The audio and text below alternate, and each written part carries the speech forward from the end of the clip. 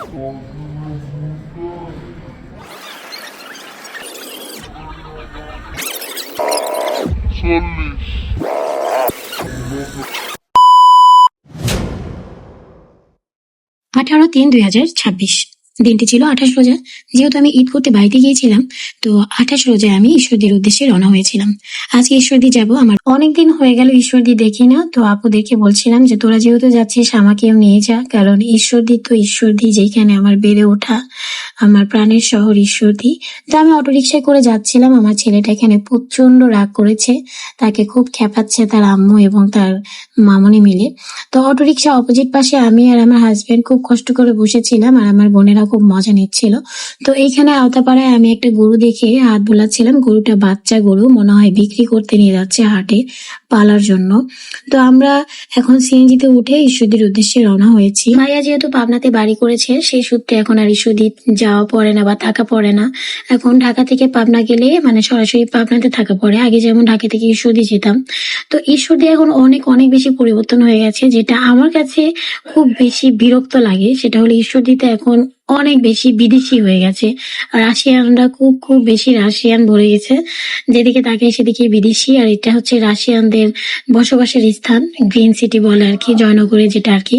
তো এইখানে তারা নতুন করে যে রূপপুর পারমাণবিক বিদ্যুৎ কেন্দ্রের জন্য যারা ওনারা যেই প্রজেক্টটা নিয়েছে, যার কারণে এখানে রাশিয়ানদের বসবাসের একটা অবস্থান তৈরি করে দিয়েছে। 1 নম্বর গেট হয়ে আমরা চলে আসলাম ঈশ্বরদীর বিখ্যাত মার্কেট মনির প্লাজারে। মনির প্লাজারের উপর দিয়ে আমরা একটু বাজারের দিকে যাচ্ছিলাম। যেহেতু সামনে ঈদ, আমরা সবাই মিলে প্ল্যান করেছিলাম যে এবার একটু ঝাড়বাতি বা বম যেগুলো আর কি, এগুলো ফোটাবো।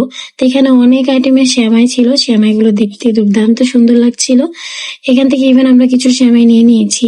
তো এখানে জিলাপি ভাজছিল, জিলাপিগুলো দেখতে অসম্ভব সুন্দর লাগছিল। আর এদিকে আপনার সমুচা, মোগলাই, আমিত্তি, সিঙ্গারা এগুলো হচ্ছিল। তো এখানে বোম কিনছিলাম, যেটা অ্যালাউ ছিল না বোম কেনার, যে ভিডিও করার।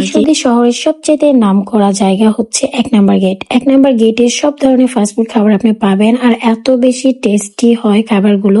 এখান থেকে আমরা নিয়ে নিয়েছিলাম আলু, বেগুনি, বড়া, ডিমের চপ, কাবাব, আরো অনেক কিছু নিয়েছিলাম, জিলাপি। এখান থেকে সামথিং একটু ফুডস কিনবো। এই এলাকাগুলো হাঁটছিলাম আর ভাবছিলাম যে আমার কত পরিচিত একটা জায়গা, এখানে আমার বেড়ে ওঠা। এই যে এই ওভারব্রিজ পার হয়ে আমি প্রাইভেট পড়তে যেতাম, আমি মার্কেটে আসতাম মার সাথে। তো এই জায়গাগুলো হাঁটছিলাম আর ভাবছিলাম যে আজকে আমার এই ঈশ্বরদী শহরে আমি বেড়াতে এসেছি। ভাবতে খুব অবাক লাগছিল যে শহরে আমি বেড়ে উঠেছি। মানে ভিতর থেকে একটা অন্যরকম অনুভব হচ্ছিল, মানে আমি খুব ইমোশনাল হয়ে যাচ্ছিলাম। এই যে ওভারব্রিজ, এখানে দাঁড়িয়ে আমি কিছুক্ষণ নীরব হয়ে গিয়েছিলাম, যেখানে আমার কত হাজার হাজার স্মৃতি আছে। এই ওভারব্রিজটা রিপেয়ার করেছে, আগেরটা ভেঙে দিয়ে এটা নতুন করে পুনরায় তৈরি করেছে। তো এই যে ওভারব্রিজ থেকে আমাদের সম্পূর্ণ ঈশ্বরদীর একটা ভিউ, এটা হচ্ছে ঈশ্বরদী রেলওয়ে জংশন। এই হলো ঈশ্বরদীর ওভারব্রিজ। এই ওভারব্রিজের উপর উঠলেই আপনি রেলগেট হতে শুরু করে ঈশ্বরদীর প্রায় সম্পূর্ণ ভিউ আপনি পেয়ে যাবেন। তো hello everyone, this is me Rita রকিত। আসসালামু আলাইকুম। আশা করি সবাই ভালো আছেন। আলহামদুলিল্লাহ, আপনাদের দোয়া এবং ভালোবাসায় আমিও ভালো আছি। আমার ভিডিওটি যে যেখান থেকে দেখছেন, আশা করি সকলে সুস্থ আছেন, সুন্দর আছেন। আমার এই ভিডিওটি দেখে আপনাদের ভালো লাগলে লাইক, কমেন্ট, শেয়ার করে আমার পাশে থাকবেন। তো আজকে ছিল আমার ঈশ্বরদীর ভ্রমণ। তো সামনে আমার আব্বার সাথে দেখা হবে, আব্বাকে নিয়ে আমরা এখন আবার পাবনা চলে যাবো। আর পাবনা চলে যাওয়ার সময়, ঈশ্বরদীকে ছেড়ে যাওয়ার সময় খুব কষ্ট হচ্ছিল, আর ভাবছিলাম আবার কবে দেখা হবে। তো সবাই ভালো থাকবেন, নতুন কোনো ভিডিওতে আপনাদের সাথে দেখা হবে। ততক্ষণে সবার কাছ থেকে বিদায় নিচ্ছি। ফেসবুক থেকে দেখে একটা ফলো, ইউটিউব থেকে দেখে একটা সাবস্ক্রাইব, আর আমার বাচ্চাদের এবং বোনের গান শুনতে শুনতে আজকে বিদায় নিচ্ছি। আল্লাহ হাফেজ।